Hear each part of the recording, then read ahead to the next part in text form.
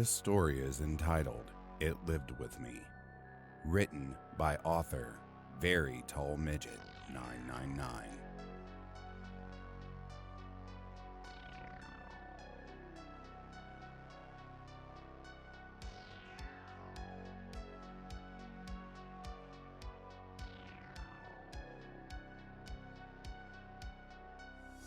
I moved into my new house at 25.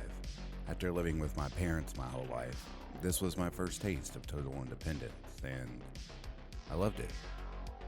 I couldn't get enough of the peace of living alone. It was like a dream come true. At first, the creaking didn't bother me, but as it got louder and more frequent, I decided it had to stop. I searched the whole house, stepping on every floorboard meticulously, and not one made the same obnoxious sound as the creak that bothered me so.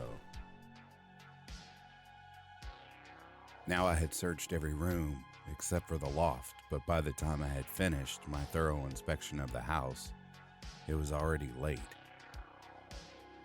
I was tired, so I decided to put up with it for one more night. That night, the sound was worse than ever. Every few minutes, a loud and almost haunting moan would be let out as if the house was in pain. I had had enough. I threw my blanket off, grabbed the ladder, opened the hatch, and ascended toward the black void which was my loft. I planned on just matching up there, but something possessed me to go slowly and peek into the old dusty space. This may have saved my life, as when I peered into the black room, at the furthest point stood something. It was tall and slender with pale skin. That's all I could make out in the dark, but I could tell it was facing away from me. I slowly creeped back, but just as I did, my ladder squeaked. I froze. This thing turned, and as it did, the same familiar creak echoed through the room. It was this thing's fucking joints and muscles making the sounds, and it was the most chilling realization I have ever had.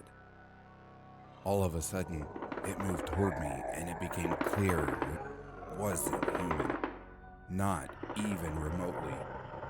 A large mouth of misshapen yellow teeth, red eyes, and the distinct lack of a nose gave it away. I fell back and tumbled onto the landing, and at that moment I saw its first long and misshapen arm emerge from the loft hatch. I sprung to my feet. I was straight out of the door. I didn't bother shutting it or even looking back. I just ran for my life all the way to my friend's house where I called the police. I just said it was an intruder, or they never believed me. Shortly after, I was told by the officers that the house was empty. They guessed whoever it was had gone when I left the door open.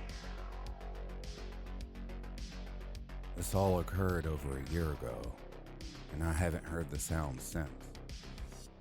Now it's just your standard creaky floorboards. However, as I lay in bed writing this,